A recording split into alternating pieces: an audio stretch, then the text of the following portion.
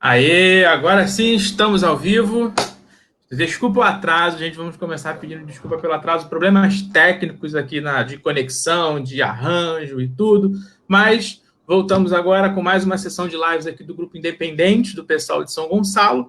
E hoje falamos sobre um tema que está aí para todo mundo, todo dia, em todo noticiário. A gente está sempre falando de economia, como é que está a questão do coronavírus em relação a isso. Principalmente nesse momento que o mundo passa por uma crise econômica, né, que é apontada por vários analistas como que vai ser uma profunda recessão mundial, estimativa de PIBs negativos em diversos países. E para discutir esse tema com a gente hoje, para debater nesse bate-papo aqui, eu tenho novamente a companhia do companheiro Sidney Vale. Tudo bem, Sidney? E aí, Marcelo, tudo bem? Vamos lá mais uma vez. É um prazer hoje estar recebendo aí o Paulo Passarinho para participar conosco da mais uma live dos Independentes. E vamos tocar, vamos embora para frente. Pois é, o nosso convidado hoje é o economista Paulo Sérgio Passarinho, que é especialista. Eu, de economia, sei muito pouco, né? Então a gente trouxe alguém aqui que possa realmente debater conosco, que possa realmente tirar as dúvidas que todo mundo tem. E já peço aí para todo mundo que tenha alguma dúvida, que tenha alguma questão, poder escrever aqui no nosso chat aí no Facebook, que a gente vai perguntando, a gente vai trocando uma ideia, certo? Então, Paulo Passarinho, muito boa noite. Queria que você se apresentasse aí para quem não conhece, aquela pequena apresentação inicial. Boa noite, Marcelo Almeida, boa noite, Sidney Vale, e boa noite a todos que estão nos acompanhando, não é? Eu sou economista, minha formação foi na UFRJ, tanto na graduação como na pós, mas eu tenho uma outra identidade que é de apresentador do programa Faixa Livre, já há 20 anos. Então, é nessa condição que eu talvez tenha melhores condições de conversar com vocês sobre esse momento tão grave, não é? Que nós estamos passando no tocante à questão econômica, né? Porque parece que essa é a grande preocupação. A gente dá uma olhada, o que era economia antes, como nós estávamos, como que a gente entrou nessa situação de pandemia e o que a gente pode esperar para um futuro próximo. Talvez seja essa a ideia que a gente tem hoje para debater com vocês. Então, eu não sei como é que vai ser a mecânica aqui, eu vou ter um tempo inicial de exposição e depois a gente abre para as perguntas? Ou vocês já preferem... A gente já separou um monte de perguntas aqui. A gente separou um monte de perguntas aqui, a gente vai discutindo. Se vocês acharem melhor, vocês podem já apresentar as questões que vocês considerem centrais. Se você quiser, então, fazer um balanço inicial do que você acha do governo Bolsonaro, aí depois eu e Sidney a gente pode ir fazendo perguntas. Eu vou fazer um balanço, não só do governo Bolsonaro, eu vou fazer um balanço da nossa situação econômica, não é? Porque a crise econômica, num país como o nosso, em primeiro lugar, para a nossa população, economicamente, a gente vive uma situação de emergência e de crise permanente. Eu me refiro especialmente a 85% da população brasileira, que, do seu ponto de vista, inclusive, do todo o avanço que a humanidade já obteve aí nesses 200 anos de capitalismo, não chegou à imensa maioria da nossa população. E isso num país que é, talvez, um dos mais... que tem melhores condições, de empreender qualquer projeto de desenvolvimento que justamente responda às necessidades da sua população. Então, eu faço essa consideração que a crise econômica ela é permanente no nosso país, para os pobres, não é? Para os pobres. Agora, para a economia formal, a situação também é muito grave, porque nós experimentamos, desde 2015, um desarranjo econômico muito forte. Um desarranjo econômico que se dá sob um modelo econômico que já não responde às necessidades do nosso país, em termos de crescimento, distribuição de renda, riqueza e possibilidade de se conferir bem-estar para a imensa maioria da população. Eu me refiro ao modelo liberal que foi implantado no Brasil nos anos 90, através de 4 reformas fundamentais.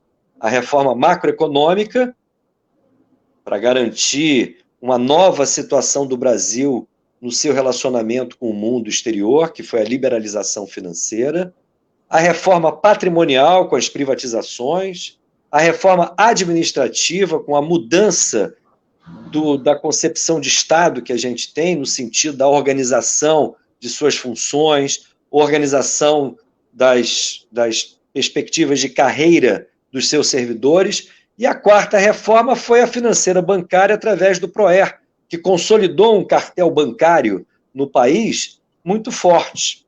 Então, esses 4 pilares, eles orientam as políticas que foram adotadas por diferentes governos, pelo governo de Fernando Henrique, pelo governo de Lula, pelo governo de Dilma, pelo governo de Temer, e agora por essa tragédia, que é o governo Bolsonaro. É um modelo liberal. Só que esse modelo, desde 2015, ele apresenta uma crise profunda. Nós tivemos em 2015 e 2016 a pior recessão da história econômica do Brasil.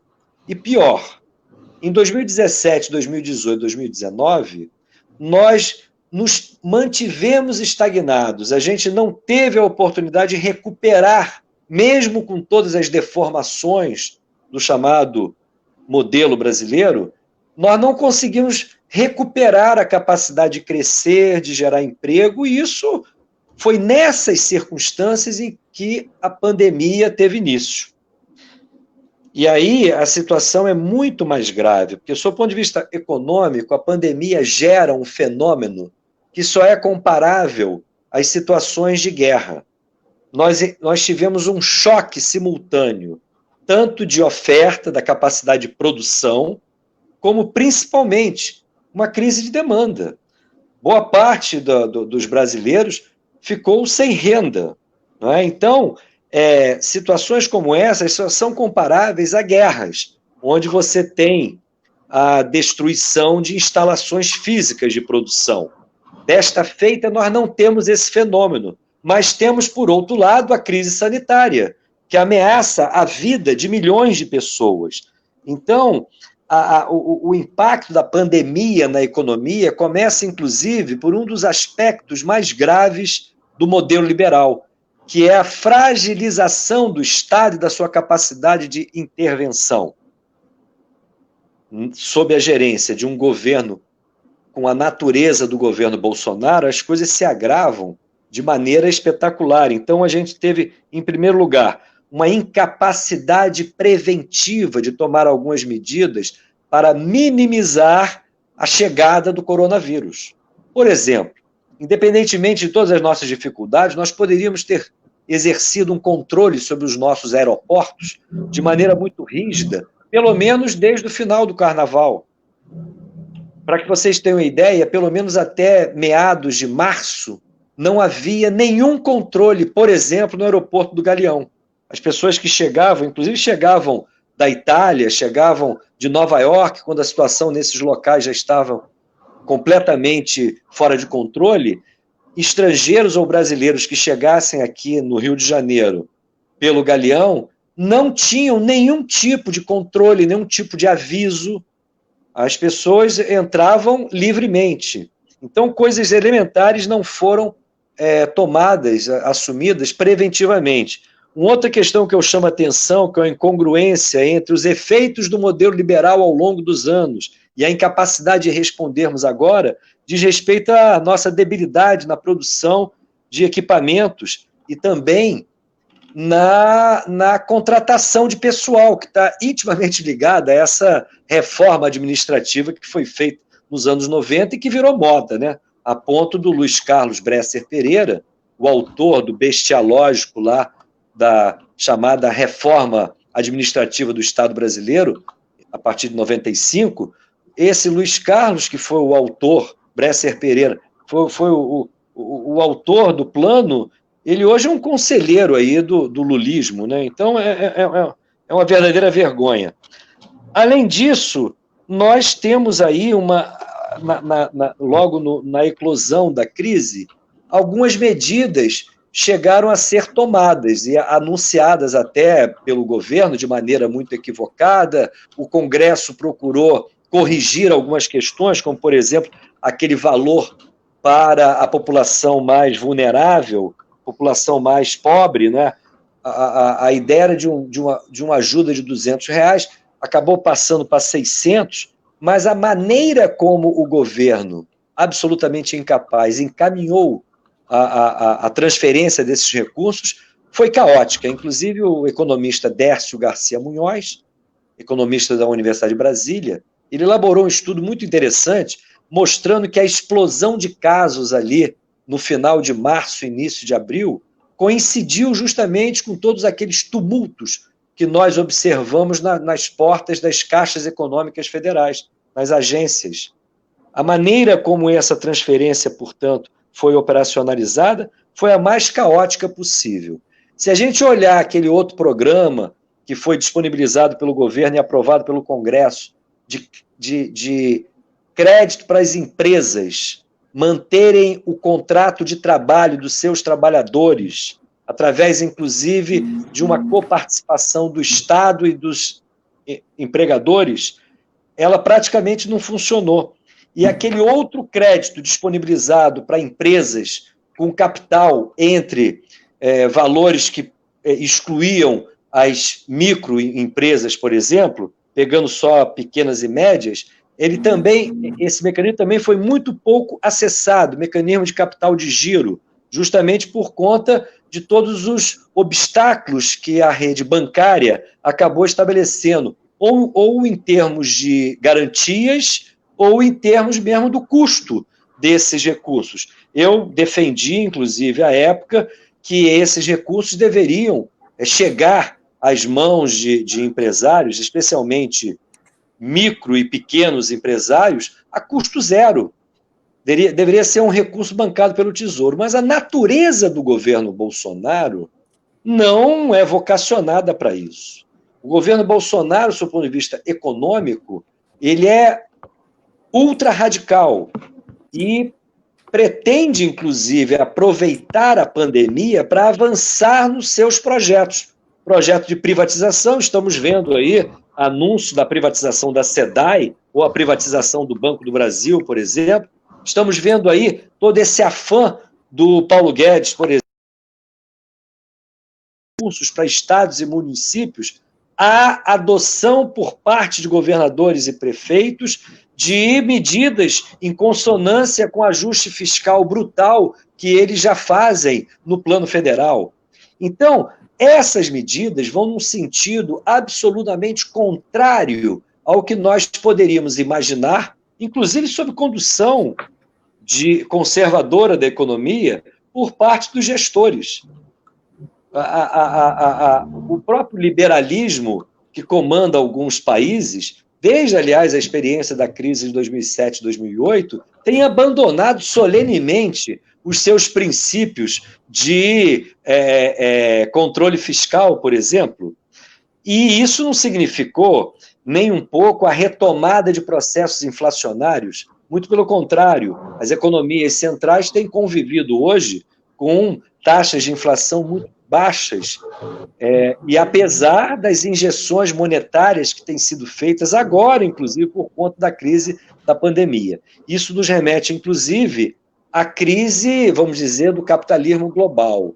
Com relação a isso, que é outro vetor muito importante, então, além da crise conjuntural, nós temos hoje uma massa de recursos que depende, fundamentalmente, da administração das dívidas públicas dos países para terem a sua remuneração.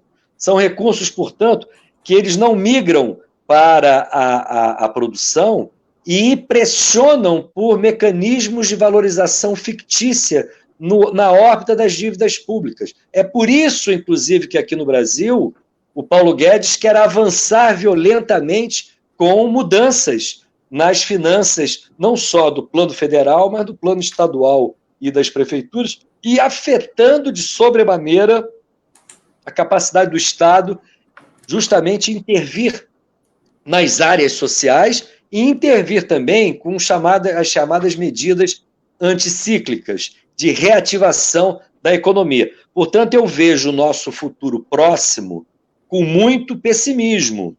E acho que o único caminho de resolver isso é através da política e com o fim do governo Bolsonaro. O governo Bolsonaro vai nos levar a um beco sem saída. Ou a sociedade brasileira dar fim ao governo Bolsonaro, ou o governo Bolsonaro vai cada vez mais se utilizar de mecanismos de pressão sobre as instituições para viabilizar o seu projeto, que é, na linguagem do Bolsonaro, a destruição de todos os instrumentos que, sob o ponto de vista econômico, foram construídos no Brasil a partir, principalmente, dos anos 50 do século passado. Por outro lado, eles avançam também contra a institucionalidade que foi construída a partir da Constituição de 88, com todos os seus problemas. Eu não nego problemas nessa ordem institucional, constitucional, que inclusive já foi absolutamente deflorada, né, alterada ao sabor dos liberais, mas o projeto do Bolsonaro é muito mais, vamos dizer, avançado, muito mais agressivo do que o que já vem sendo feito nesses últimos 20 anos. Então, ou as oposições, e aqui eu não classifico essas oposições como à esquerda, ao centro ou à direita. As oposições ao governo Bolsonaro ou dão fim a ele, ou nós iremos cada vez mais para uma situação de beco sem saída. E por aqui eu encerro, porque eu acho que eu já me alonguei muito. Não, muito interessante essa fala. Você falou, né, nessa fala sobre a diminuição do Estado, né, que não começou no governo Bolsonaro, teve muito lá no governo Fernando Henrique também, das privatizações. Só que você acredita que essa pandemia, após essa pandemia, o discurso em defesa de práticas liberais, eu acho que elas foram colocadas em xeque nesse momento, né? Porque a retomada da economia, a segurança dos trabalhadores, as empresas estão dependendo muito do Estado, né? Então, muitos ainda falam de um novo New Deal, né? um novo acordo entre o Estado e a economia, de um Estado mais regulador. Você acha que essas ideias liberalizantes ainda vão ter força depois da economia? E como seria esse New Deal, se seria possível na economia mundial pós-pandemia? Olha, vamos dizer assim, as diretrizes liberais dentro do FMI, desde 2008, ou pós a crise de 2008, já vêm sendo francamente questionadas. Olha o que eu estou me referindo, dentro do FMI. Bem, outra coisa é o atraso aqui do que acontece aqui no Brasil. No debate entre os liberais, e vocês acompanham isso, independentemente aí de terem maior ou menor intimidade, todo mundo já ouviu falar que vários economistas liberais descobriram os problemas para o desenvolvimento e para o bem-estar das sociedades que a desigualdade de renda e riqueza gera. Não é isso? São vários economistas liberais que, nos últimos tempos, têm levantado, surpreendentemente, essa questão a respeito da profunda desigualdade que é a financiarização que o mundo passou, porque esse não é um problema apenas do Brasil. Não é à toa que aquele economista francês, o Thomas Piketty, teve grande impacto no seu livro, quando ele apontou justamente essa concentração de renda e riqueza nos estratos mais abastados das sociedades mais opulentas e os problemas que isso pode gerar para qualquer projeto de desenvolvimento e bem-estar. Então, antes mesmo da crise, os liberais, isso é curioso, já estavam mais atentos para esse verdadeiro drama, que é a concentração de renda e riqueza, que historicamente sempre foi uma bandeira de economistas heterodoxos ou de esquerda. Uma outra questão que agora surge com força, veja bem, são questionamentos justamente sobre esse receituário liberal que não somente prega a redução do Estado, como prega, fundamentalmente, o controle das contas públicas. através de políticas monetárias muito duras. Existe um economista liberal brasileiro, André Lara Rezende, que também descobriu economistas keynesianos, já de longa história, e que defendem teorias monetárias absolutamente distintas desse trololó que a gente vem ouvindo aqui no Brasil há 30 anos, inclusive durante os governos do PT, a respeito da disciplina fiscal, a respeito da necessidade do Estado e da importância do Estado não gastar mais do que arrecada, não é isso? Tudo isso vem sendo questionado no campo liberal. O que eu lamento é que o debate econômico no campo da esquerda me parece mais atrasado ainda. A esquerda não entra nesse debate da economia. Quando ela se debruça sobre isso, ela aponta logo para as virtudes de uma economia socialista, que mesmo tendo virtudes, ela precisa ser construída, ainda mais num país da periferia, ainda mais num país que está sob domínio total, político, econômico e militar dos Estados Unidos, na sua área de influência direta. Então, me parece que remeter o equacionamento dos dramas econômicos que a gente vive a uma suposta revolução socialista não nos garante absolutamente nada, não é? Ainda mais nas condições que nós temos. Então, eu lamento muito, o pensamento da esquerda me parece muito atrasado no campo da economia e, principalmente, que é outra debilidade que eu aponto como muito grave, no campo das concepções do Estado que a gente precisa, inclusive para mudar a economia. Eu digo que nós precisamos, especialmente aqui no Brasil, de uma economia popular e, para tanto, de um Estado popular. Um desenho de Estado que sustente reformas radicais na economia brasileira na busca do bem-estar desses 85% da população brasileira que vive uma situação de permanente emergência. Os liberais descobriram as virtudes do Estado frente à situação excepcional que estamos passando com choques de oferta e demanda. O problema é que para 85% da população brasileira, essa situação emergencial é estrutural. Isso mostra a necessidade de a gente alterar o modelo econômico e o Estado que a gente tem. E a gente tem uma pedreira pela frente, porque o modelo econômico que nós temos, baseado nesses quatro pilares que eu apontei como as reformas estruturantes do governo Fernando Henrique, esse modelo deitou raízes, inclusive durante os 13 anos de governo supostamente de esquerda do PT. Então nós temos um passivo muito grande. Existe hoje um consenso no Brasil, de alguma maneira, em torno do modelo liberal, a verdade é essa, que é completamente fora de ordem, inclusive do que hoje liberais de países centrais pensam. E a esquerda não tem uma alternativa objetiva para isso.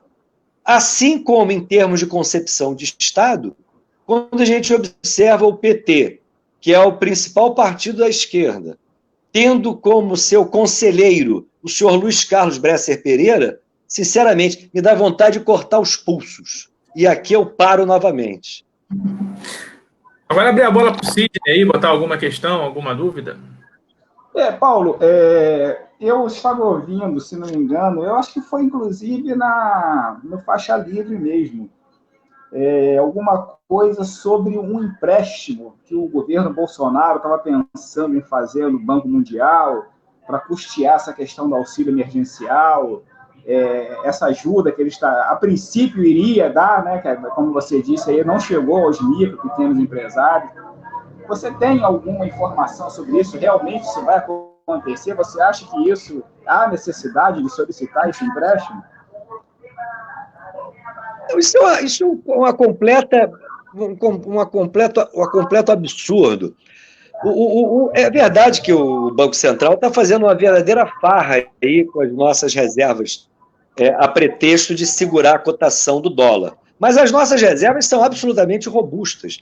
São superiores hoje a 350 bilhões de dólares. Além do que, esse anúncio teria sido feito para o financiamento da ajuda aos mais pobres. É mais grave ainda. É o universo de trabalhadores que hoje são contemplados pelo Bolsa Família e mais aquela outra população considerada vulnerável. Nós não precisamos, porque há uma grande confusão seguinte. A gente só precisa de dinheiro, dólar, euro, divisas, para as necessidades de importação. Você, para construir uma casa no Brasil, você não precisa de dólar, você precisa de tijolo. Tijolo você compra com real. Você precisa de moeda estrangeira para comprar bens ou serviços que nós não produzimos aqui dentro.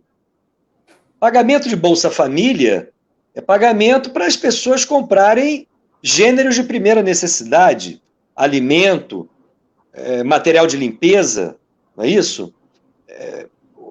As condições mínimas de sobrevivência, todas elas são custeadas com reais. Então não tem o menor sentido. Isso é apenas um dos sintomas da verdadeira bagunça que nós estamos submetidos em termos de administração econômica. Eu falo bagunça para não falar outra coisa, né? Porque, evidentemente, na economia, todas as medidas que são tomadas, elas beneficiam algum setor.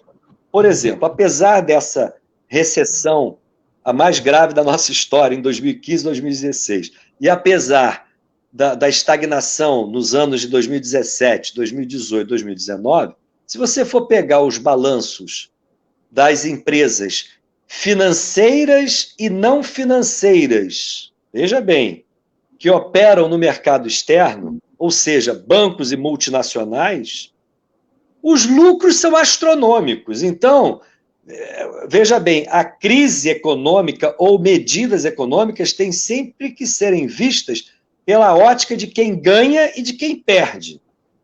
Então, a situação hoje é essa. Então, a barbeiragem aí, a loucura aí de se buscar empréstimo no Banco Mundial, que inclusive são empréstimos baratos. O problema de recorrer ao Banco Mundial ou recorrer ao FMI. O Lula, por exemplo, em determinado momento do seu primeiro governo, saldou a dívida com o FMI. Eu, na época, fui um crítico, porque eu falei o seguinte, não tem o menor sentido, porque ao mesmo tempo que ele saldou a dívida com o FMI, ele abriu operações de crédito no mercado internacional. Inclusive, aí o detalhe, assim, do ponto de vista financeiro, o custo do dinheiro do FMI era menor do que as operações internacionais que o Brasil fez junto a bancos internacionais. Então, só do ponto de vista do custo financeiro, foi um mau negócio. E o problema do FMI, cujos empréstimos são a baixo custo em relação ao mercado, o problema do FMI não é o custo do empréstimo, são as exigências que o FMI faz a respeito dos países que recorrem às suas linhas de financiamento. O Delfim Neto, que é um economista insuspeito, ele diz o seguinte, bem, o FMI, Banco Mundial, Banco Interamericano, são instrumentos da Secretaria do Tesouro norte-americano. Isso é o Delfim Neto. O que interessa a Secretaria do Tesouro norte-americano? Condicionar os países da periferia, os países que estão sob a área de influência dos Estados Unidos, os países que precisam recorrer ao FMI. Ora, o FMI exige medidas que, em última instância, vão beneficiar a capitais estadunidenses e a empresas estadunidenses. Então, tem que abrir muito o olho. Na época, então, eu falava, era melhor o Lula manter o empréstimo com o FMI, não pagá-lo, porque é um empréstimo de custo barato, e mandar o Henrique Meirelles embora. Entende? É melhor ficar com o empréstimo e abrir mão da política macroeconômica recomendada pelo FMI, que era o tal do tripé, que está aí até hoje, não é? Houve variações nos últimos anos, mas a ideia... Agora foi tudo para o espaço, né, em termos de disciplina fiscal, principalmente por causa da pandemia. Mas vocês o tempo todo escutam esse trololó da meta de superávit primário, das metas de inflação para a regulação da política monetária, do câmbio flutuante. Era melhor abandonar tudo isso mandando o Palocci e o Henrique Meirelles para fora e ficar com o dinheiro do FMI, pagava lá a longo prazo. Mas não foi isso que aconteceu. Eu queria pegar carona numa pergunta agora aqui do companheiro Assis Ferreira da Fonseca. Ele pergunta: o que vai acontecer com o Brasil se todas as empresas forem privatizadas? E essa privatização a gente vê muito no SUS, né? A gente aqui em São Gonçalo estamos passando por um perrengue com esse coronavírus aí, está morrendo muita gente, uma cidade com 1 milhão de habitantes, e que teve um hospital de campanha que foi prometido para 30 de abril, a gente vai dar 30 de junho e ele não fica pronto, né? Então, eu queria saber como é que você vê essa questão da privatização do SUS e a ideia de destruição do Estado, a destruição do SUS. Você acha que essas medidas liberalizantes após a pandemia em relação ao tamanho do Estado também, não apenas ao SUS, dei o exemplo do SUS por causa da nossa questão com esse hospital que não sai nunca, mas o tamanho do Estado, você acha que ele consegue abarcar esses serviços essenciais para a população mais necessitada? Olha, as lições que vão ser deixadas aí pela pandemia apontariam num sentido absolutamente contrário. Basta ver o discurso aí demagógico do senhor Mandetta, que é um homem da medicina privada e que agora também descobriu o SUS. Tá todo mundo, o pessoal descobriu a desigualdade de renda e riqueza, descobriram a virtude do Estado no momento de crise emergencial, e o Mandetta descobriu também as virtudes do SUS. Não é? Então, sob o ponto de vista das lições, é evidente que temos tudo para retomar não só um discurso, mas políticas de Estado de fortalecimento das políticas universais, fortalecimento do SUS, investimento e constituição de carreiras estáveis para os profissionais de saúde, não é?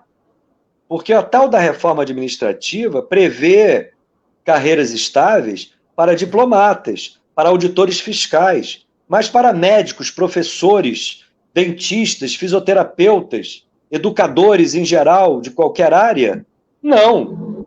E a gente precisa de estabelecer carreiras absolutamente valorizadas dentro do Estado. Um dos problemas que a gente está enfrentando aí é o quê?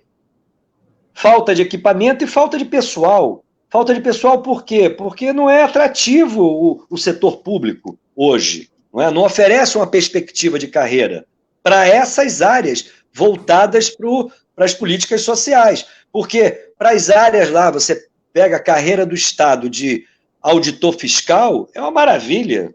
Ou de procurador do Ministério Público, é uma maravilha. Por que não se pode ter uma carreira de médicos, de professores de educação física, professores de música, professores de todas as matérias, de maneira digna e valorizada? Por quê? Isso é uma questão de opção política. Então, todas as lições da pandemia nos indicariam o caminho de fortalecimento do setor público. Só que a gente tem dois grandes problemas aí pela frente. Primeiro, a gente tem um governo de plantão que é absolutamente contrário a isso. E não é contrário no padrão Fernando Henrique, é contrário no padrão Paulo Guedes. É barra pesada, é o padrão da destruição, segundo o Bolsonaro, ou do desmanche, porque quem fala em desmanche é o Mourão, que tenta ser mais educado. O Mourão é muito mais perigoso que o Bolsonaro. E apesar do seu jeitinho mais contido, ele é muito mais perigoso que o Bolsonaro. O Bolsonaro é um aventureiro. O outro é um fascista de carteirinha. Né? Não podemos ter dúvida a respeito disso. Bem, então temos esse problema da natureza do atual governo e ele não pode também abstrair o seguinte: essa experiência dos governos do PT, os tais 13 anos, e o escândalo que foi feito em torno dos fenômenos de corrupção, eu falo escândalo porque realmente houve uma superestimação, por conta da luta política, do problema da corrupção. A corrupção no governo do PT, nós não temos condições de falar que foi maior do que qualquer outro governo anterior. O problema é que houve o flagrante no governo do PT. Então, há uma desmoralização importante que a esquerda vai ter que lidar com isso. A esquerda vai ter que recuperar a bandeira do controle social sobre a máquina pública. Nós abandonamos. O PT tinha como um dos seus pilares justamente esse controle sobre as empresas estatais. O que nós tivemos foi o fisiologismo mais descarado, em nome de um padrão de governabilidade que, inclusive, não adiantou nada, porque nos levou não só à deposição do governo da Dilma, como nos seus desdobramentos, inclusive no governo da extrema-direita. Então, sob o ponto de vista de uma tática de governabilidade, foi um fracasso total. E pior, atingiu simbolicamente a esquerda de maneira muito grave.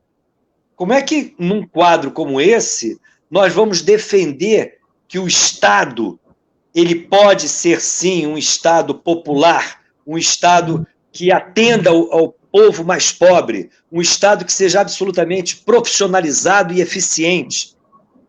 Isso é fundamental que a gente recupere essa bandeira, mas isso, convenhamos, vai ter que exigir de todos nós uma postura muito diferente. Em primeiro lugar, apesar de não termos nada a ver com a experiência do governo do PT, assumir claramente que houve um erro gravíssimo ali, coisa que o PT tem muita resistência, por exemplo, em assumir. Mas nós não somos do PT, a gente tem que assumir isso. A gente não tem nenhum compromisso com esse tipo de política fisiológica que foi adotada em nome de um padrão de governabilidade. E segundo, a gente tem que ter uma proposta de reestruturação do Estado. Eu já apontei aqui, eu acho que a gente tem que ter propostas no campo da intervenção econômica e no campo da reestruturação do Estado. Não dá para fugir dessa discussão. Eu falo tudo isso pelo seguinte: as lições da pandemia abrem amplas oportunidades de a gente capitalizar isso. Inclusive à luz de mudanças que ideólogos liberais já vêm admitindo. Nós temos obrigação de ir muito além. Nós não somos keynesianos, nós somos socialistas. Nós temos que ir muito além. Mas para isso tem que ter proposta. Não basta ter rótulo. A gente tem que ter uma visão clara de como operar reformas no Estado brasileiro e na economia do país. Beleza. Sidney, tem mais alguma questão aí na manga? Tem sim, tem aqui. O Paulo, você citou, né, agora nessa sua última fala, você citou o Mandetta, né, que foi convidado a se retirar, né, pelo Bolsonaro, e citou o Paulo Guedes também. Você acredita que o Bolsonaro vai manter o Paulo Guedes e sua tendência neoliberal fortalecida após essa pandemia? Porque, como disse o Marcelo no início, né, está sendo demonstrada a importância do Estado forte, né? Porque se não fosse o Estado nessa situação que nós estamos, né, para atender todas essas pessoas, a quantidade de mortes seria astronômica. Você acha que ele mantém o Paulo Guedes após essa pandemia, ou essas ideias do Paulo sairão derrotadas dessa questão? Boa pergunta. Eu vou responder, mas antes eu queria fazer um comentário sobre essa experiência que vocês estão tendo aí em São Gonçalo com o hospital de campanha, porque parece que tem um atraso grande. Eu não conheço a estrutura médico-hospitalar do município de São Gonçalo em detalhes, mas uma primeira pergunta que eu faço é o seguinte: existia necessidade de um hospital de campanha? Porque em muitos municípios a gente vê que existem instalações e, na verdade, elas estão subutilizadas por falta de pessoal ou falta de equipamento. Por outro lado, a urgência em se providenciar novos equipamentos, e inclusive não só equipamentos maquinário, mas esses equipamentos de proteção individual. É um escândalo que um país como o Brasil dependa de importação para boa parte desses equipamentos de proteção individual. Essa é uma das medidas que, inclusive, do ponto de vista econômico, poderiam ter sido tomadas preventivamente, fazendo a reconversão de algumas indústrias para a produção de máscaras, para a produção daquele equipamento mais complexo para os profissionais de saúde dentro dos hospitais. A gente não pode ficar aguardando importação, que num momento como esse, não só despende divisas, como depende, inclusive, da capacidade de outras empresas estrangeiras fornecerem esses equipamentos para o Brasil. Uma diretriz fundamental para um país como o Brasil é que a gente seja autossuficiente. Não é só nisso, não. A gente tem condições de ser autossuficiente em tudo. Um país como o Brasil, que não é autossuficiente em tudo, é porque ele é mal administrado. Olha que eu não estou nem entrando no mérito de quais são os setores sociais que devem predominar na orientação dessa economia. É lógico que tem que ser o povo, tem que ser os trabalhadores, tem que ser todos os setores oprimidos, mas o próprio fato de um país capitalista como o Brasil não garantir a sua autossuficiência mostra a nossa debilidade, a nossa vulnerabilidade, inclusive, a essas oscilações externas. Um país como o Brasil, ele não precisa passar por esse tipo de dificuldade. Se nós passamos por esse tipo de dificuldade, é por questões relativas à política, à dominação de classe e, principalmente, a forma como a burguesia optou por construir esse país de maneira dependente, ou de não jamais ter tido disposição de romper com a dependência. Então, é no plano municipal, inclusive, que eu acho que a gente tem muito melhores condições de mostrar ao povo a importância de um Estado que funcione para o povo. Porque o problema também, os serviços voltados para o povo, em geral, são ruins. São ruins, são importantes, mas são ruins. E a gente precisa acabar com isso, melhorar essa questão. E a gente melhora isso mudando o modelo econômico e o modelo de Estado. Não adianta fugir dessas questões.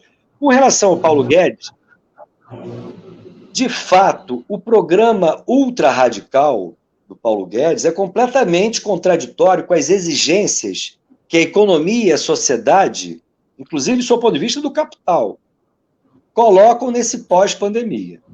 O problema é que, ideologicamente, até o momento, pelo menos, o Bolsonaro e sua turma está absolutamente fechada com esse programa ultraliberal. É verdade que surgiu aquela movimentação que dizem foi feita pelo Rogério Marinho, não é isso? Um cara que trabalhava, inclusive, na área previdenciária, na época da contra-reforma da Previdência, e ele foi deslocado agora para uma outra área do governo e, junto com o tal do Braga Neto, teria bolado aquele tal de plano Marshall do Braga Neto, que deu ruído com o Paulo Guedes. É uma pista. Eu não tenho condições de dizer quais são as opções na mesa hoje do Bolsonaro. Esse governo é absolutamente imprevisível. Mas existe algum ruído aí na linha. E aí, politicamente, a gente tem que se preocupar muito, porque se houver vamos dizer, uma espécie de cavalo de pau no governo Bolsonaro, inclusive por conta do seu desgaste político, se o Paulo Guedes for mandado embora, por exemplo, e resolverem assumir uma linha mais intervencionista, e onde, por exemplo, essa experiência da transferência de renda aos mais pobres seja ampliada e estendida no tempo, e junto com isso se recupere algumas frentes de investimento do Estado em áreas de interesse do grande capital por parte do governo, isso pode representar uma rearrumação de forças em termos de forças de que apoiam o Bolsonaro, incluindo setores populares. Mas eu não acredito que isso, com toda a orientação que predominou as ações do governo Bolsonaro até o momento, seria surpreendente um cavalo de pau nessa direção, mas isso poderia ser um complicador político. Um governo, portanto, autoritário, de corte fascista e que se utiliza do Estado para granjear apoio à sua perspectiva. É algo para ficarmos atentos. Por isso que essa pergunta eu acho que veio a calhar. Já surgiram aí determinados boatos que o Paulo Guedes estaria muito insatisfeito com o rumo da prosa lá dentro do governo, que estaria de saída, não é? Justamente por conta... Ele anda muito sumido, diga-se de passagem. Parece que hoje ele apareceu justamente para anunciar a prorrogação do programa, não é isso? De concessão de auxílio. Só que vai diminuir o valor, né? Porque ele tem interesses orgânicos nesse governo. Esse pessoal entrou no governo para fazer negócio. Eles estão fazendo negócio. Então, ele pode estar querendo negociar sua continuidade lá com a turma do Plano Marshall. Entende? Mas eu não tenho condições de opinar em detalhes sobre isso. Temos uma pergunta agora aqui de um espectador ilustre aqui, que é o Milton Temer, dizendo que está na parada e está perguntando aí como você vê as críticas do Lara Rezende ao primarismo do Vina Guedes.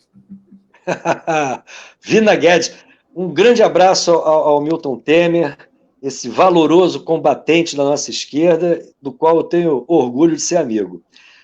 Bem, as críticas do André Lara Rezende não são apenas em relação ao Paulo Guedes. É interessante. O André Lara Rezende está resgatando aí teorias que existem há muito tempo no campo dos heterodoxos, vamos assim dizer, do qual ele nunca fez parte. Ele é um dos ícones do pensamento liberal econômico aqui no Brasil. Porém, ele faz parte dessa turma de liberais que vem descobrindo algumas mazelas do nosso processo econômico, conforme eu citei. O problema da concentração de renda e riqueza em estratos da população cada vez mais restritos e elitizados, e, particularmente, o papel do Banco Central e da chamada política monetária como referência da política macroeconômica. O André Lara Rezende tem levantado uma máxima muito curiosa, porque todos vocês devem se lembrar daquela historinha que o Pedro Malan adorava falar, que toda dona de casa sabe que não se pode gastar mais do que se arrecada. O Pedro Malan, ele é engenheiro, mas isso não exclui a sua responsabilidade nessa barbaridade que ele falava aos quatro ventos. Eu estou lembrando isso pelo seguinte: não há economista sério que pode aceitar uma máxima como essa. Só que isso predominou há muitos anos, não é? O André Lara Rezende nunca se insurgiu contra isso. Agora, há menos de um ano, ele resgata uma chamada teoria moderna monetária, que justamente questiona frontalmente essa história. Não só essa estultice que era dita pelo Pedro Malan, mas principalmente essa ideia de que o Estado ele não pode ser um emissor primário de moeda. Ele tem que, no limite, contrair dívidas, emitindo títulos esses que, evidentemente, são adquiridos pelo capital privado, e, em relação a isso, o Estado paga uma taxa bastante elevada, no caso brasileiro, historicamente. Ele tem dito que não há nenhum problema em se operar emissão monetária, desde que ela seja dirigida para setores econômicos que possam ampliar a oferta e fortalecer a demanda dentro de uma perspectiva de capacidade produtiva instalada. Além disso, eu não sei se eu estou entrando muito no economês, vocês podem me reprimir aqui. Além disso, do ponto de vista do endividamento, ele chama a atenção que não há nenhum problema de um Estado soberano se endividar se o custo de administração dessa dívida, se a taxa real de juro que for paga pelos empréstimos for inferior à taxa de expansão da economia. O que ele está dizendo? Se eu me endivido para fazer a economia crescer a um custo, crescer a um ritmo mais elevado do que o custo que eu tenho para contrair dívida, não há problema algum em eu me endividar, porque isso significa que eu estou aumentando a capacidade produtiva do país e, com isso, aumentando, inclusive, a capacidade de arrecadação do Estado. Tá?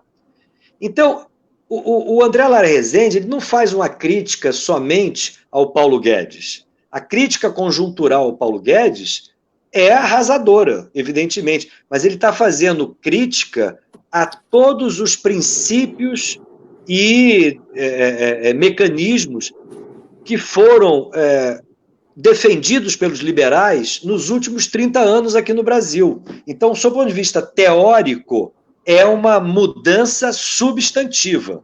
E eu chamo a atenção, ele coloca na berlinda não somente o Paulo Guedes, ele coloca na berlinda o Pedro Malan, o Gustavo Franco, o Edmar Baixa, que são economistas que ainda insistem em defender, vamos dizer, a ortodoxia, não é? O Armínio Fraga, ele fica no meio do caminho nessa discussão, particularmente em relação às observações sobre teoria monetária, não é? Há outros economistas liberais que acompanham o André Lara Rezende. Por exemplo, aquela economista jovem que aparece muito aí nos debates da Globo News, chamada Mônica De Boule. Ela também é comentarista da CBN. Ela é uma economista, e ela é curiosamente, ela está lá em Washington. Conforme eu disse a vocês, mesmo nessas instituições do capitalismo financeiro internacional, o FMI, o Banco Mundial, a discussão hoje entre os liberais é muito diferente do que era há 15, 20 anos atrás. O André Lara Rezende apenas está trazendo para o Brasil uma atualização teórica que os liberais estão passando nesse momento. Perfeito. A gente está encaminhando agora para o final, porque a gente já está com 50 minutos aqui, a gente já começou atrasado, então a gente vai caminhando, mas eu tenho mais uma pergunta aqui, que tem muito a ver com nossa cidade aqui em São Gonçalo também, e tem-se uma média no Brasil, né, que cerca de 70% das vagas de emprego são geradas por pequenas empresas. Aqui em São Gonçalo, então, isso é bobear até maior que isso, certo? E ainda assim, Guedes e sua trupe dificultam o acesso a empréstimo, né, como foi falado. E aí a pergunta é a seguinte, essa porcentagem de ter 7 em cada 10 empregos gerados por pequenas empresas, isso é uma coisa do Brasil? Isso é comum em outros países? E de que forma a gente poderia fazer com a economia crescer com essas pequenas empresas sofrendo tanto nesse momento? A gente teria de mudar inteiramente a nossa política macroeconômica. A política macroeconômica, conforme eu destaquei, ela há 30 anos, ela favorece, não são a grandes empresas apenas, ela favorece fundamentalmente a empresas que tenham algum tipo de conexão com o mercado financeiro internacional. Não é à toa que eu mencionei aqui que os grandes beneficiários desse modelo são bancos e multinacionais. Quando eu falo multinacionais, eu estou falando, inclusive, das grandes empresas brasileiras, todas elas hoje com sedes no exterior. JBS tem sede em Delaware, todo o grupo Gerdau, o grupo Gerdau é controlado pela família Gerdau. Há uma holding que controla todos os negócios que são múltiplos da família Gerdau. A sede é na Holanda.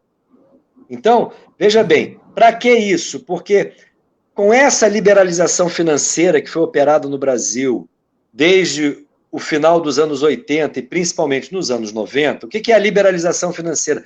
É a possibilidade de você, empresas ou pessoas físicas, entrarem e saírem do país com divisas.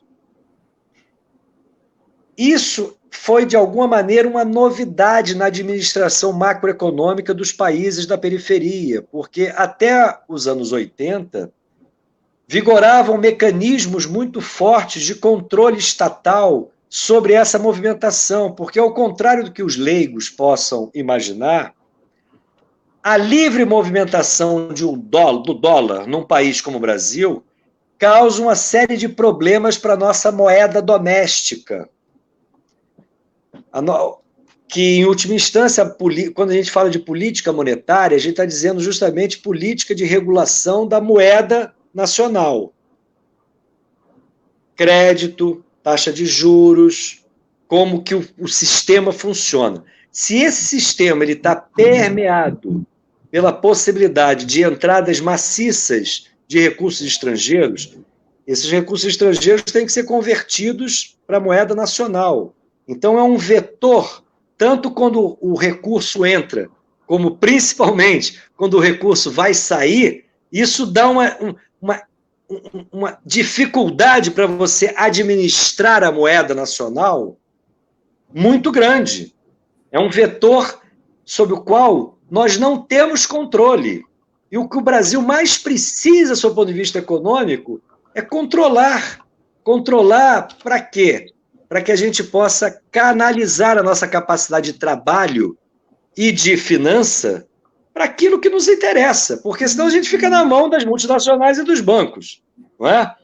Ou seja, para que a gente atenda ao pequeno e microempresário, é necessário mudar a lógica de funcionamento monetário e financeiro da economia.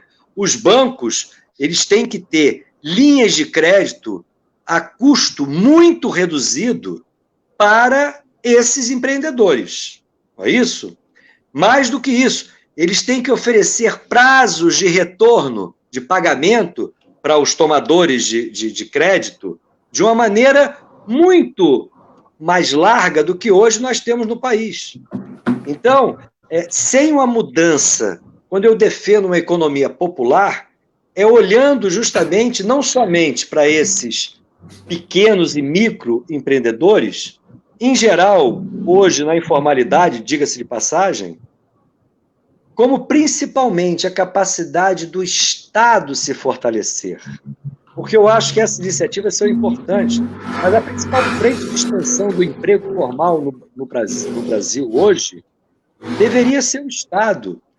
Se o Estado pretende atender a nossa imensa população, nós precisamos contratar milhões de servidores públicos, e isso não é inchar a máquina estatal, ao contrário, isso é oferecer serviços universais e de alta qualidade nas áreas que interessam à população: educação, saúde, saneamento, habitação popular, segurança pública, justiça, polícia que seja.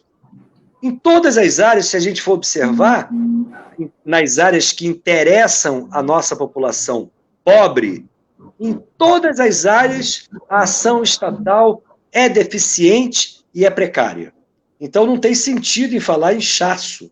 O inchaço no Brasil talvez seja onde? No Poder Judiciário? Nem isso, não há uma reclamação generalizada aí da falta de juízes? Talvez a gente tenha muita farra por parte do Poder Judiciário. Aliás, farra essa que é completamente desconsiderada nesses papozinhos aí de corrupção. Uma questão central seria a aprovação pelo Congresso da regulamentação do teto de vencimentos do setor público, que deveria ser lá o vencimento do ministro do Supremo, e nem para o ministro do Supremo é uma farra generalizada. E ninguém fala sobre isso. Somente o Poder Executivo, aliás, aplica o teto. E agora a turma milica do Poder Executivo quer abolir o teto só para eles. Quer dizer, tá feia a coisa, né? Então não tem jeito. Nós, da esquerda, a gente tem que se debruçar sobre a questão econômica e sobre a questão da organização do Estado. Eu acho que é através disso que a gente poderá, talvez, oferecer novas esperanças para a população brasileira. Certo. Então, antes de uma última pergunta, eu queria agradecer a todo mundo que acompanhou aqui, que comentou, né? A Caroline, o Padre Dutra, a Elisa, o Alex Freitas, a Ana Maria Santiago, a Isabel Mulan, o Milton Temer, que está aí, o Assis, a Pati, a Mariane. E, antes disso, antes de despedir com a última questão, eu queria passar a bola para o Sidney, para ele ver uma pergunta aí que temos aqui no nosso chat. Vamos lá. Pergunta do companheiro Marcelo Saraiva. Tá lendo aí, Sidney? Ih, rapaz, para mim aqui tá bem pequeno, hein?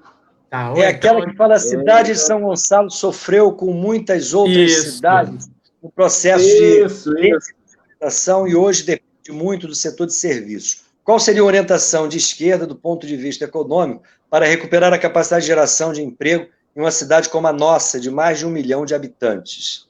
Essa é a questão.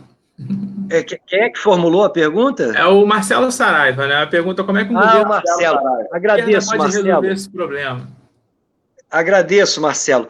Olha, eu não vou falar em detalhes o que eu penso aí para São Gonçalo, porque seria uma irresponsabilidade da minha parte.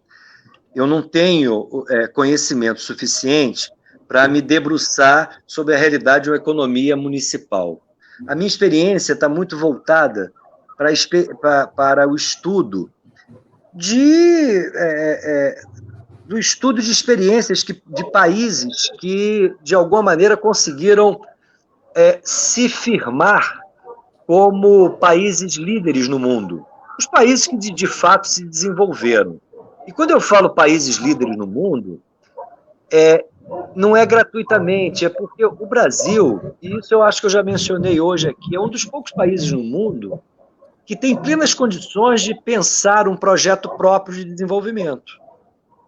Nós temos um território continental, nós temos uma população que nos permite justamente produzir numa escala que vai nos garantir uma competitividade crescente, porque quando você tem ambientes econômicos propícios à produção em escala, a tendência é que você aumente a sua produtividade, porque é inevitável que você procure aprimorar os seus mecanismos de produção. Em última instância, é isso, através da inovação tecnológica, através da capacitação.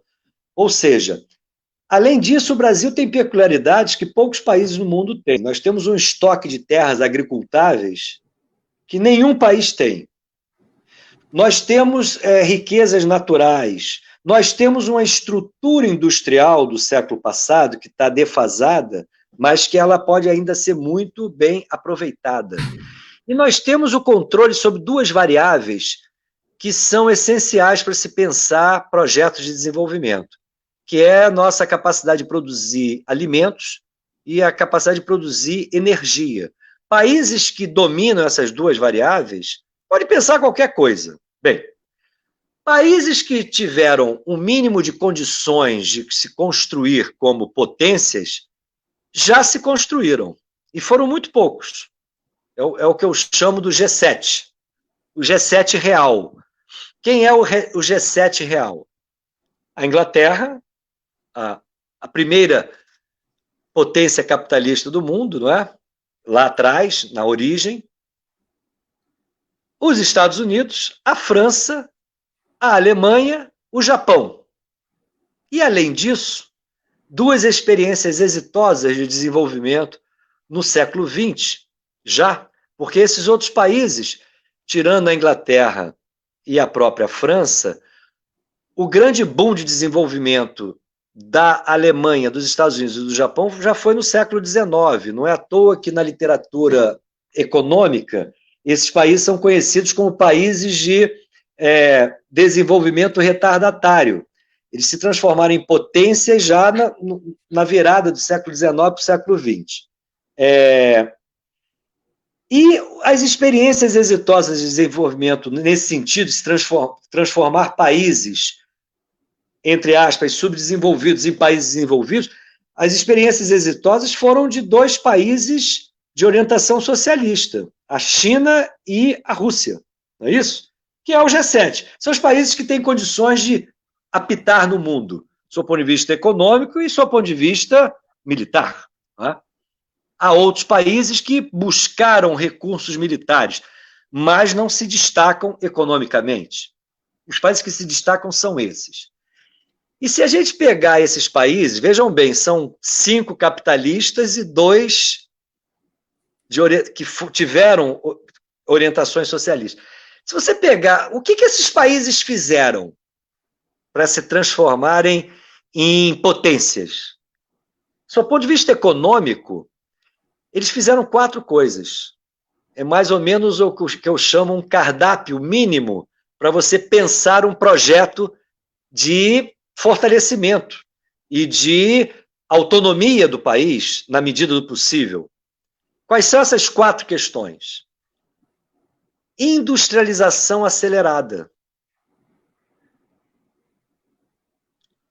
sustentada por empresas nacionais, induzidas pelo Estado e protegidas por um sistema financeiro refratário às crises internacionais. Então, eu estou dizendo o seguinte, a gente precisa se industrializar aceleradamente, com empresas que não façam a renda vazar para o exterior, por isso tem que ser empresa nacional, induzidas pelo Estado, porque as empresas, por si só, elas operam no ambiente microeconômico. Quem opera através de regras mais favoráveis ou menos favoráveis à expansão econômica é o Estado. E, para tanto, é necessário não somente ter vontade do Estado, mas é necessário que o sistema financeiro que organiza essa economia seja protegido das oscilações do sistema financeiro internacional. Porque senão você fica muito vulnerável, que é o que acontece no Brasil. Por que o Fernando Henrique caiu em desgraça? Porque teve lá as crises da segunda metade dos anos 90. Teve crise na Rússia, crise na Ásia, crise na Argentina, acabou tendo crise no Brasil. Né? A Dilma, por que a Dilma se ferrou no seu primeiro mandato já? Porque havia o desdobramento da crise de 2007, 2008, que bateu forte, principalmente na Europa e na desaceleração da China, que eram demandantes importantes aqui de commodities brasileiros. Então, teve a crise do petróleo também, de alguma maneira induzida, mas teve a crise do petróleo. Ou seja, foram fatores externos que perturbaram um modelo que é muito vulnerável. Esse modelo tem que ser destruído. O modelo liberal, porque justamente o que o modelo liberal produziu no país? Desindustrialização, desnacionalização crescente do parque produtivo. A gente só olhar, só tem multinacional aqui dentro, não é? Fragilização do Estado e internacionalização financeira. Ou seja, nós fizemos os quatro movimentos contrários a tudo aquilo que a gente pode pensar como essencial ao desenvolvimento. Não é? Então, eu digo o seguinte, o Brasil precisa, e aí eu não sei como que isso se rebate hoje, como é que a gente poderia traduzir isso para as realidades municipais, porque hoje o que eu vejo, em termos de município e de estados, unidades federativas no Brasil, é um cerco criminoso por parte do governo federal. E esse cerco vem de longe, não é à toa que a situação dos municípios é trágica, e a situação dos estados também. Se houver um mínimo de descuido por parte do governo federal, no segundo semestre nós vamos ter problemas de pagamento de servidores estaduais em alguns municípios muito graves, conforme já ocorreu, inclusive, aqui no estado do Rio de Janeiro. E isso tudo é um verdadeiro absurdo, porque não há sentido você afirmar que o Estado não tem dinheiro para pagar funcionário. Isso aí são políticas que estão sendo induzidas. Assim como eu defendo que o Estado induza o desenvolvimento, o modelo liberal, ele induz a retração. E a consequência está aí. Os números da economia brasileira nesses últimos 30 anos indicam isso. Nós temos desindustrialização, o peso da indústria cada vez menor, não é? E o peso do setor de serviços cresce, mas não serviços sofisticados, são serviços relacionados, em geral, à própria subsistência das pessoas, sobrevivência das pessoas. O tal do setor de serviço ampliado no Brasil, ele é uma contrapartida da canibalização que a gente está sofrendo em termos econômicos. A gente tem desindustrialização, desnacionalização, até pedágios são agora concedidos para empresas estrangeiras. É um verdadeiro absurdo isso. Temos fragilização do Estado e vulnerabilidade financeira por parte do nosso sistema financeiro. Então, é o antidesenvolvimento. E eu estou dizendo o seguinte, todos os países, é lógico que a maneira que a gente teria de reindustrializar o país de forma acelerada, a maneira como a gente teria de conceber empresas nacionais, a maneira como a gente teria de conceber a organização do Estado e o sistema financeiro bancário, deveria, evidentemente, ser completamente diferente do que até hoje foi imaginado. Por isso que a esquerda precisa pensar de maneira diferente e apresentar novidades. Não dá apresentar propostas diferentes de organização da economia do Estado. Não dá para a gente confiar apenas em consignas gerais. A gente tem que ter alternativas para o curto, para o médio e para o longo prazo. Hoje em dia eu olho à esquerda e penso assim, a esquerda só aponta para o longo prazo. E é um longo prazo que eu, inclusive, tenho muitas dúvidas.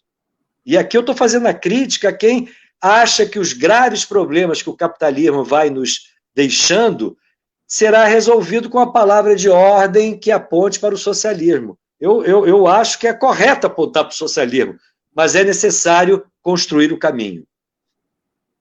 Certo. Então, vamos fechando por aqui. A gente já está estourando o tempo aqui, já começamos mais tarde hoje. Mas antes de despedir, queria convidar todo mundo aí, né? Agradecer primeiramente aqui ao Hélio, a Isabel e o Bruno, que nós também agradecemos ao Paulo essa aula de economia política hoje aqui. E queria convidar todo mundo que está assistindo aqui, que amanhã eu vou estar na minha página, o Marcelo Almeida, facebook.com, Marcelo Almeida SG, de São Gonçalo, conversando com um atleta aqui da cidade, o André Coutinho, que ele vai estar falando sobre esporte. E na semana que vem, a gente tem, eu e o Cid, estamos de volta aqui na página dos Independentes São Gonçalo, com o Ibs Pereira e o Marcelo Dias para falar sobre segurança pública, né? Que é uma coisa que a esquerda também, às vezes, esquece de debater, esquece de conversar e fica com esses caras falando um monte de besteira por aí. Então, eu já me despeço aqui, abro a palavra primeiro para o Cid, me dá uma palavra de despedida e depois o Paulo se despede. Beleza. Não, para agradecer também, né? Agradeço aí os que assistiram essa aula do Paulo, agradeço ao Paulo, realmente foi bem, né, esclarecedor. E vamos contar, né, que daqui a pouco a gente possa repetir, né, continuar com o assunto, né, porque vai render, né? Começou agora, vamos ver daqui para frente como é que vai ficar a coisa. Muito obrigado aí, Paulo, pela aula, né? Eu que te agradeço, Sidney, Marcelo, a todo mundo que nos acompanhou, e eu estou inteiramente disponível para conversar com vocês quando for mais conveniente. Inclusive, me disponho a debater com outros economistas, com gente da política, porque eu acho que a gente não pode desvincular a questão econômica da questão política, e particularmente do que muito me preocupa hoje no Brasil, que é uma nova organização de um novo Estado. A gente precisa enfrentar esse desafio. E foi um prazer aqui, a oportunidade que vocês me deram, na verdade, de eu apresentar aqui um pouco do que eu penso sobre esse gravíssimo momento, e eu espero ter contribuído aí para o fortalecimento do trabalho político de vocês, que é muito fecundo, numa região que é estratégica para a gente. São Gonçalo hoje mereceria um conjunto de investimentos, não somente na área estritamente de incentivo aí a novos empreendimentos, mas eu observo como que tem sido relegado São Gonçalo, em termos especialmente aí da questão de transportes, né? A linha 3 do metrô é uma urgência que deveria não somente contemplar Niterói, mas contemplar toda essa área aí, que é hoje uma das mais densas em termos populacionais do nosso estado, e é onde uma população que é extremamente sofrida, além, evidentemente, da expansão de serviços públicos de alta qualidade para toda a nossa população, especialmente pobre. Muito obrigado a vocês. Viu? E parabéns pelo trabalho de vocês. Obrigado novamente pela presença aqui e boa noite a todos, gente. Tchau, tchau. Boa noite.